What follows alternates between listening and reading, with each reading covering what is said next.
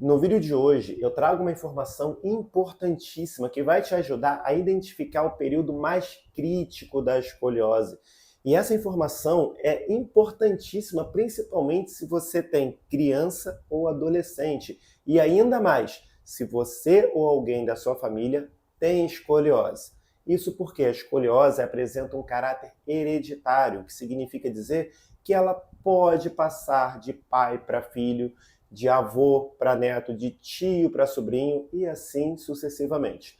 Então, se você tem criança ou adolescente em casa, presta bastante atenção nessas informações que eu vou passar para que você intensifique a vigilância sobre esses jovens.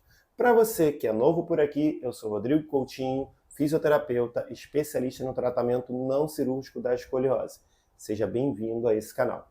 Bem, escoliose é uma condição que acarreta alterações tridimensionais na coluna vertebral e no tronco e que possui história natural progressiva. Isso significa dizer que quando nada é feito para alterar essa história natural, geralmente essa escoliose continua piorando com o passar do tempo.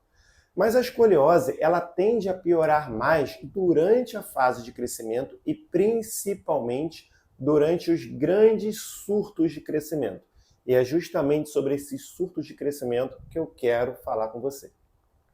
O primeiro surto de crescimento acontece entre os 6 e 24 meses de vida. É a escoliose de início precoce. Então, se você tem escoliose, alguém na sua família tem escoliose, você tem ali sua criancinha, fica de olho, começa a prestar atenção naquelas características da escoliose. Nessa idade, a gente vai perceber mais um ombro mais alto do que o outro, uma cintura mais delineada do que a outra, alguma curvatura na coluna, que são todos sinais clássicos da escoliose. E se você identificar algum, procura um profissional imediatamente, porque a escoliose já é uma condição complicada. Quando ela é de início precoce, é mais complicada ainda, porque tem todo um período de crescimento pela frente e todo um período que favorece a piora dessa escoliose. O próximo período de surto de crescimento ocorre entre os 6 e 8 anos de idade. E aí já estamos falando da escoliose juvenil. Nessa idade já é possível a gente intervir com exercício específico na maioria dos casos e também com a órtese, quando necessária. A órtese só vai ser necessário quando a escoliose ela tiver a partir de 25 graus de ângulo de Cobb.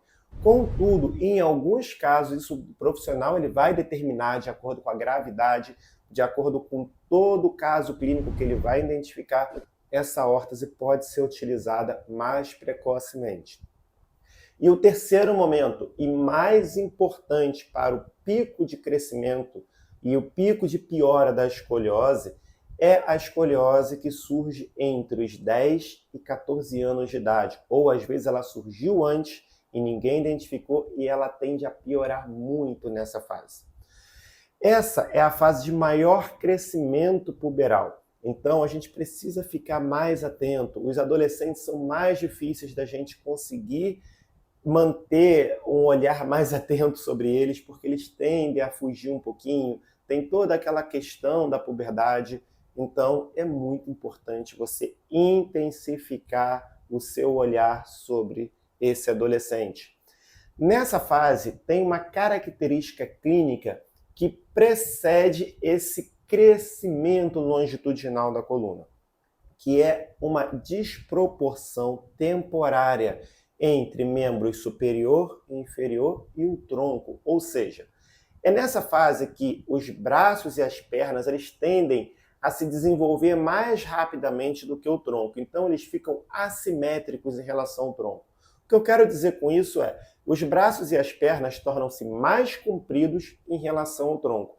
E logo após essa assimetria temporária, ocorre o grande crescimento do tronco, ou seja, é onde a coluna mais se desenvolve e com uma escoliose instalada nesse momento, é o momento em que tem maior risco de piora. Logo, é muito importante você identificar e fazer o tratamento adequado. E só pincelando aqui sobre o tratamento exercício fisioterapêutico específico para escoliose com um profissional treinado e capacitado e, em casos mais graves, o uso também da órtese 3D.